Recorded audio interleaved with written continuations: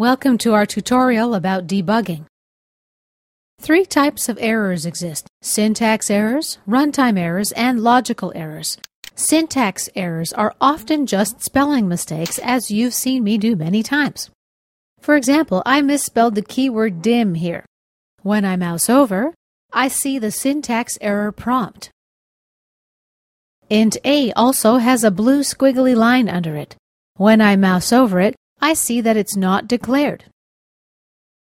If we leave the program as is at this point and try to compile it, Visual Studio won't be able to process. It'll give us a warning message. Let's click No. Now we see the error list window showing a description and location of our two errors. To fix syntax errors, basically you just need to correct your spelling for the most part. See how the blue line disappears and now the code looks fine. Now let's talk about runtime errors. These types of errors happen during runtime and they cause the program to stop unexpectedly. For example, here I've got variables A and B declared as integers, but here the default values are strings. If at this point I click the test button, I'll end up with a runtime error.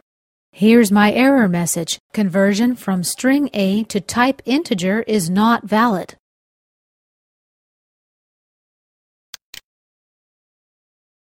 Another type of error is human error. This type of error causes a program to produce unexpected results. Let's take a look at my example. We've got a pretty simple program.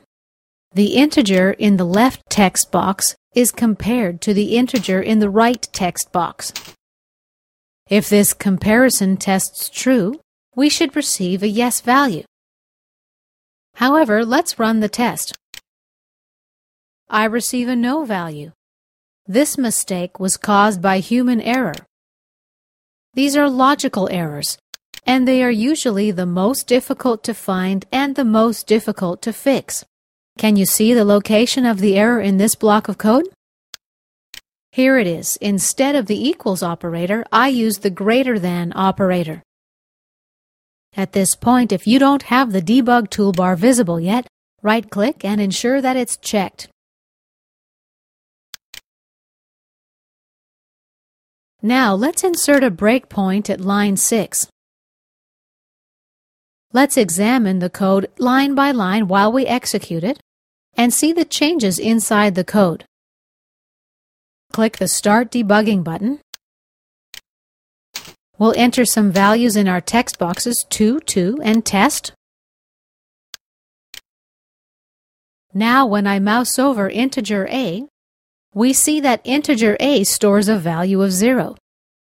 Let's use the Step Into button to execute the next line of code. Now when I mouse over integer A, it stores a value of 2. Let's go to Debug, Windows, Auto. The Auto window shows the state of the variables and the properties currently used. For example, I can see that variable A stores a value of 2 and that variable B stores a value of 0. Let's step in again. Now we can see when we mouse over that integer A stores a value of 2 and integer B stores a value of 2. Mousing over the comparison operator shows us that it represents a Boolean value. What I can do, I can highlight this comparison test, and the mouse over pop-up shows me the error. The comparison test is returning a value of false. If we step in, we see that Visual Basic skips line 9 and goes to the else statement. As a result, the text box result displays no. Let's click on Step In again and again. In order to correct the mistake, we need to exit debug mode. Now I'm able to correct the mistake. Let's run our program again. We'll enter integers 2 and test. Step in 2. Now if I highlight the comparison test again, the comparison test returns a value of true. And this concludes our debugging tutorial.